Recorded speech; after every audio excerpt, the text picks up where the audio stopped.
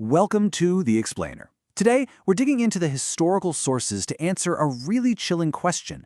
How on earth did a fringe political party, one that many people just dismissed, manage to seize control of one of the most powerful nations in the world? Think about that for a second. In just 4 years, a radical fringe group went from being almost irrelevant to capturing the biggest share of the German vote. So in this Explainer, we're going to unpack that dramatic and frankly deeply troubling political rise. We'll look at how they did it and who they were up against.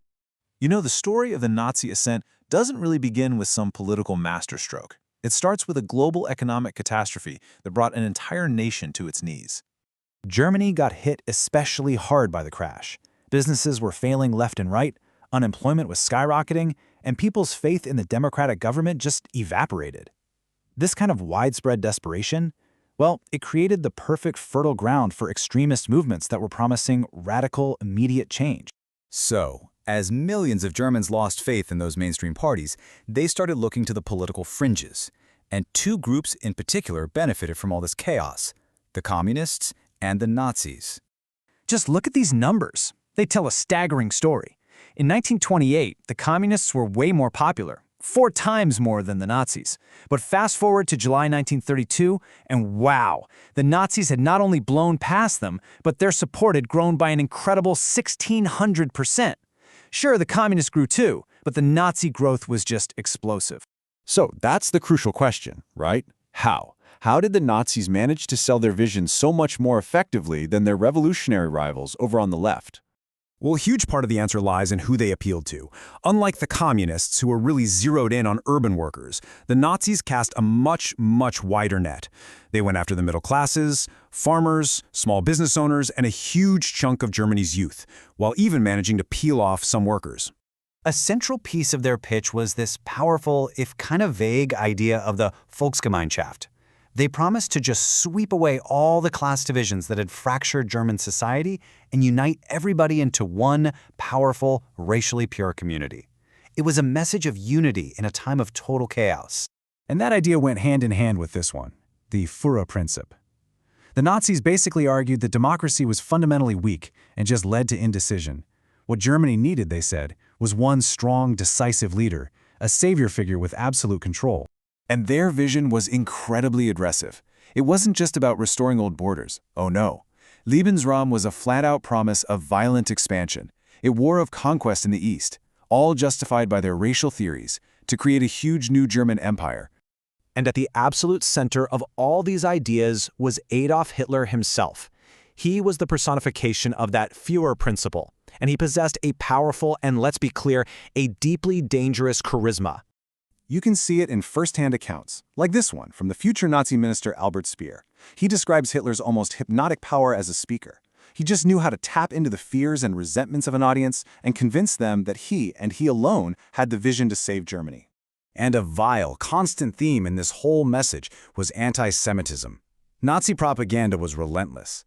It scapegoated Jewish people, blaming them for everything from the economic depression to the Treaty of Versailles to the supposed weakness of democracy itself.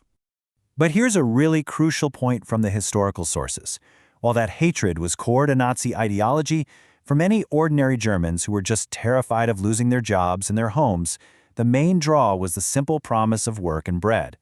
The extremism was often overlooked because they were desperate for a solution to their immediate problems. But remember, the Nazis were not the only radical choice on the ballot. The Communist Party of Germany, the KPD, also saw its support grow dramatically during the crisis.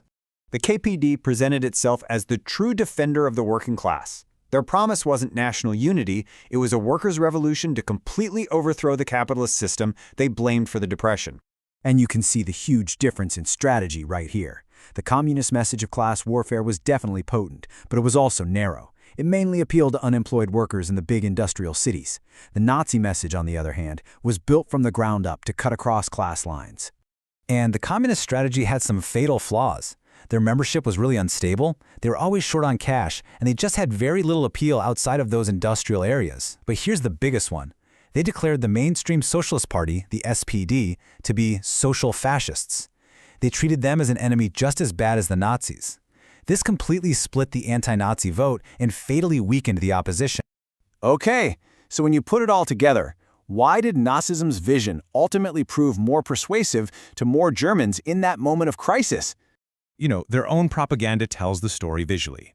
On one side, the Nazis offered this simple, powerful image of national unity. One people, one symbol, one leader. On the other side, the communists offered a vision of division and constant class conflict. In a fractured nation that was desperate for stability, unity was just a much more appealing message. It really boils down to three key things. First, their message of a national community just had a much broader appeal than the communists' focus on class struggle. Second, they were absolute masters at exploiting the middle-class fear of a communist revolution. And third, their propaganda operation was just more sophisticated, better funded, and way more effective. And this is the ultimate irony. The stronger the communists became, the more they terrified the middle and upper classes. And that fear drove millions of voters directly into the arms of the Nazis, who were positioning themselves as the only powerful shield against a Red Revolution. We'll end with this chilling reflection from someone who lived through it. The final, sobering takeaway here is that the hateful goals and violent intentions were never a secret. The clues were there all along. It's a stark reminder of the devastating consequences of not paying attention.